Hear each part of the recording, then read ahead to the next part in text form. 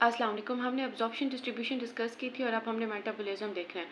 हमें ये चीज़ पता है कि बॉडी में से जो ड्रग है जब वो एलिमिनेट आउट हो जाती है, ठीक है, एलिमिनेशन के लिए उसको पहले मेटाबोलाइज होना ज़रूरी होता है, मतलब उसकी बायो ट्रांसफॉर्मेशन होना बहुत ज़रूरी होती है, ठीक है। अब बायो ट्रांसफॉर्मेशन में हमने क्या चीज़ देखनी है कि जो ड्रग है हमें पता है कि वो ज़्यादातर वो लिपोफिलिक होती है, ठीक है। ड्रग लिपोफिलिक होती है, तो अब वो इस फॉर्म में जो है ना एक्सक्रीट आउट हमारी बॉडी में से नहीं हो सकती, वरना जो किडनी के जो ट्यूब्यूल्स हैं, अब ये किडनी में रीनल ट्यूब्यूल्स में से एक्सक्रीट आउट होगी, ल्यूमेन में जाएगी, ठीक है।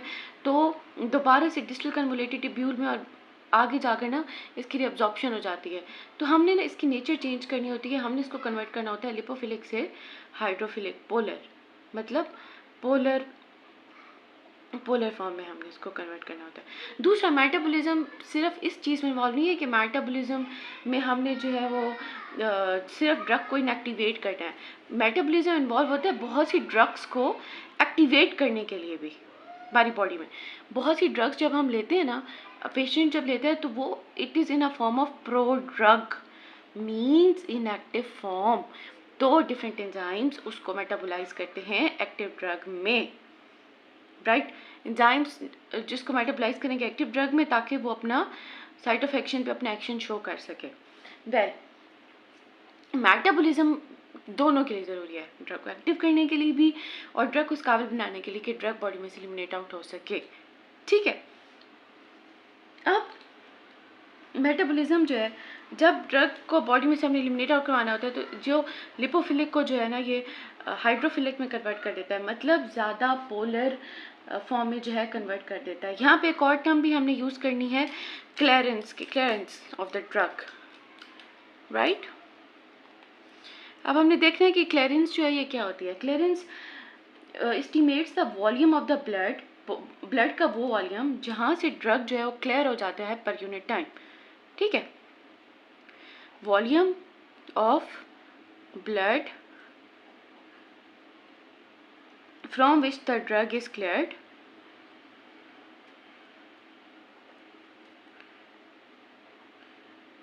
per unit of time।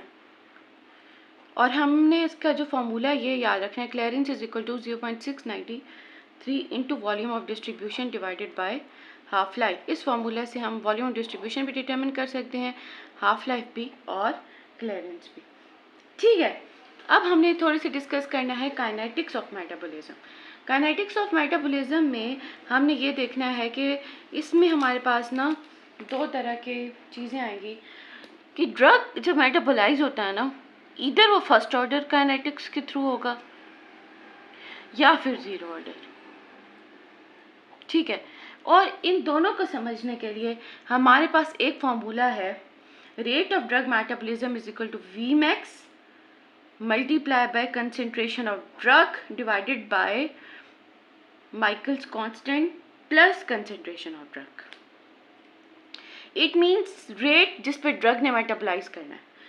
V max जो है वो मैक्सिमम वेलोसिटी है। मैक्सिमम वेलोसिटी ये तब हमें अटेन होगी जब जो ड्रग को मेटाबोलाइज करने के लिए एंजाइम रिक्वायर्ड होता है, ठीक है। ड्रग एंजाइम की एक्टिव साइट पे बाइंड करती है, तो जब सारे के सारे एंजाइम्स जो हैं जो ड्रग की बायो ट्रांसफॉर्मेशन में जो है इन्वॉल्व है उसको इनएक्टिव फॉर्म में कन्वर्ट करने के लिए वो सब सेचुरेट हो जाते हैं, उन सब की एक्टिव साइट सेचुरेट हो जाती है, तो हमें तब अचीव होती है वी मैक्स, मैक्सिमम वेलोसिटी। के एम मतलब कंसेंट्रेशन, सबस्ट्रेट की वो कंसेंट्रेशन जब हमें हाफ वी मैक्स जो है वो अटेन हो जाता है, हाफ मतलब हाफ मैक्सिमम वेलोसिटी जो है वो अटेन हो जाती है, कि हम होता है। अब मैंने आपको बताना है कि फर्स्ट ऑर्डर काइनेटिक्स और zero order kinetics. First order kinetics में हमने ये चीज़ देखनी है, बहुत दफ़ा ऐसे होता है कि जो ड्रग की कंसेंट्रेशन है ना, it means concentration of drug, वो कम होती है as compare to Michael constant K M से ड्रग की कंसेंट्रेशन बहुत ज़्यादा लेस होती है, ठीक है। के एम ड्रग की वो कंसेंट्रेशन है जब मैक्सिमम वेलोसिटी का हाफ अटेन हो जाता है, ठीक है। अक्सर औकात ये देखने में मिलता है कि ड्रग की कंसेंट्रेशन माइकल कांस्टेंट जो है Km जो है उसकी उस मतलब से बहुत कम होती है, ठीक है। तो ऐसे होता है कि ये जो इक्वेशन है ये ऐसे रिड्यूस हो जाती है, मतलब इसमें Km की वैल्यू से जो है ना ये कंसंट्रेशन बहुत ज़्यादा लेस होती है ना, तो इसकी जो वैल्यू है ना ये इतनी मिनिमम होती है कि हम इसको क्या कर देते हैं, इग्नोर,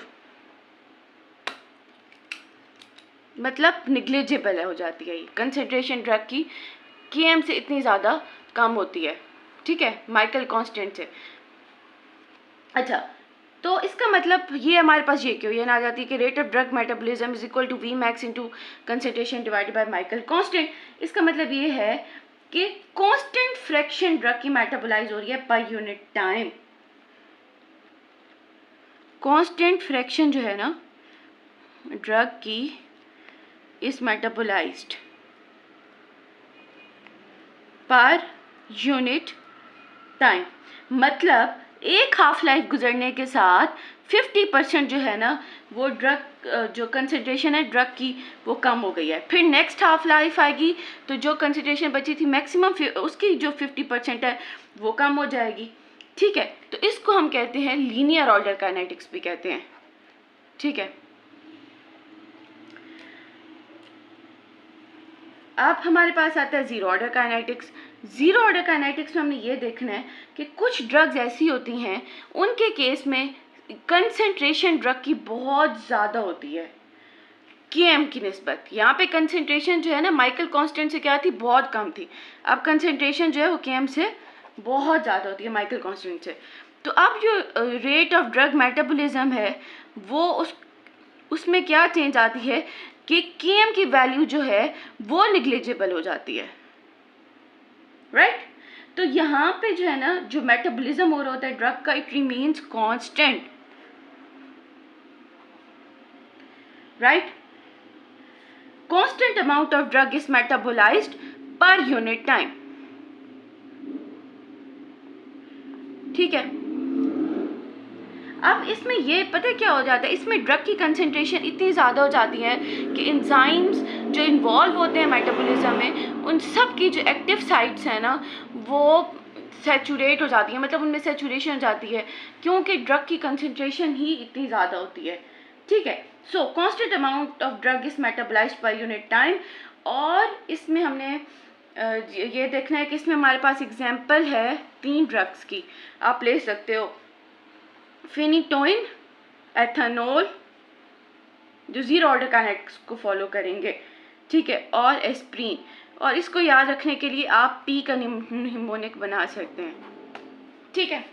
फिर हमने नेक्स्ट जो मेटाबॉलिज्म में चलना है, अभी हमने ये चीज़ डिस्कस की कि ड्रग को मेटाबोलाइज हम कैसे करते हैं, ठीक है। मेटाबॉलिज्म क्यों ज़रूरी है, या तो उसको बॉडी में से एलिमिनेट आउट करने के लिए हमने उसको हाइड्रोफिलिक फॉर्म में कन्वर्ट करना होता है, या फिर उसको वो प्रो ड्रग होती है हमारी बॉडी में हमने उसको एक्टिव फॉर्म में कन्वर्ट करना होता है, ठीक है। फिर हमने ये देखा कि क्या काइनेटिक्स इन्वॉल्व है मेटाबॉलिज्म में, first order second order. First order के अंदर जो है फर्स्ट ऑर्डर में ड्रग जो है वो बॉडी में से एलिमिनेट आउट होती है, ठीक है, कांस्टेंट फ्रैक्शन में मेटाबोलाइज होती है पर यूनिट टाइम। ड्रग की जो ड्रग है कांस्टेंट फ्रैक्शन में उसकी मेटाबॉलिज्म होती है पर यूनिट टाइम, मतलब हर हाफ लाइफ के साथ 50% कॉन्स्टेंटली वो डिक्रीज करती है। बट जीरो ऑर्डर काइनेटिक्स में बहुत ज़्यादा ड्रग की कंसंट्रेशन बढ़ जाती है, एंजाइम्स की एक्टिव साइट सारी की सारी क्या हो जाती हैं, एंजाइम्स में की सैचुरेशन हो जाती है एंजाइम के एक्टिव साइट्स में, और कांस्टेंट अमाउंट जो है जो रेट है मेटाबॉलिज्म का वो कांस्टेंट ही रहता है, जीरो ऑर्डर काइनेटिक्स, ठीक है। तो ये जहाँ पे जो है फ्री ड्रग की कंसंट्रेशन पे डिपेंड कर रहा होता है, और यहाँ पे जो है वो फ्री ड्रग की कंसंट्रेशन पे डिपेंड नहीं करता, ओके। नेक्स्ट जो है वो हमने ये देखना है कि हमारे पास टाइप्स हैं मेटाबॉलिक रिएक्शन की, very important. Phase 1 reaction, phase 2 reaction. Reaction कराते कौन है, कौन से एंजाइम्स होते हैं, क्या करते हैं, कौन सी फेजेस इन्वॉल्व हैं। अब हमने ये चीज़ देखी है कि जो किडनी है ना वो एलिमिनेट ड्रग को ऐसे नहीं कर सकती, लिपोफिलिक को, ऑफ कोर्स, क्योंकि ड्रग जो है वो रीअब्जॉर्ब हो जाता है टीनेजर की वजह से, लिपोफिलिक नेचर है, ठीक है, उसमें रीअब्जॉर्प्शन हो जाती है, तो उसको जो है ना वो पोलर में कन्वर्ट करती है, ताकि ताकि वो बॉडी में से एलिमिनेट आउट हो जाए। अब कैसे कन्वर्ट करती है, उसमें 2 फेजेस इन्वॉल्व हैं, फेज़ 1 और फेज़ 2। अब इसमें जो एंजाइम इन्वॉल्व हुआ है साइटोक्रोम P450। साइटोक्रोम P450 जो है ये लिवर में भी प्रेजेंट होता है, जीआईटी ट्रैक में भी प्रेजेंट होता है, और ये जो साइटोक्रोम P450 है ना, ये मेटाबोलाइज कराता है बहुत ज़्यादा कंपोनेंट्स को, मतलब एंडोजीनसली एक्सोजीनसली।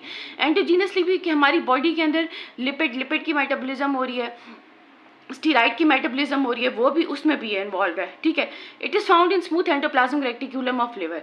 दूसरी बात एक्सोजीनस जो आप ड्रग ले रहे हो, ड्रग लेते हैं हम, और इसके अलावा जो कार्सिनोजेनिक मटेरियल्स होते हैं उन सबको मेटाबोलाइज करवाता है। अब फेज़ 1 रिएक्शन में होता क्या है, फेज़ 1 रिएक्शन में ये रिएक्शंस होते हैं ऑक्सीडेशन, रिडक्शन, हाइड्रोलिसिस।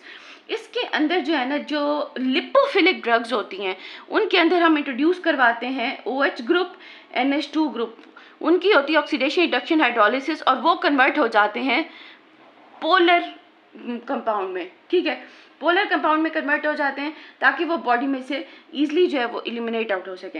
अब जो हमने ये देखना है कि जो साइटोक्रोम P450 है, इसके डिफरेंट आइसोफॉर्म्स प्रेजेंट हैं हमारी बॉडी के अंदर। इसमें 2D6 प्रेजेंट है, ठीक है, 2D6 होगा, 2C8/9, साइटोक्रोम 1A2, ठीक है, ये डिफरेंट आइसोफॉर्म्स हैं इसके, 3A4/5। अब ज़्यादातर जो ड्रग्स हैं ना वो मेटाबोलाइज होती हैं 2D6 से 19% होती हैं, 2C8/9 से 16% होंगी, ठीक है, बाकी 36% मोस्टली में जो है ना इसका ये आइसोफॉर्म इन्वॉल्व है। 3A4 या 3A5 जो है वो 36% इन्वॉल्व है, 1A2 जो है वो भी इन्वॉल्व होता है 11%।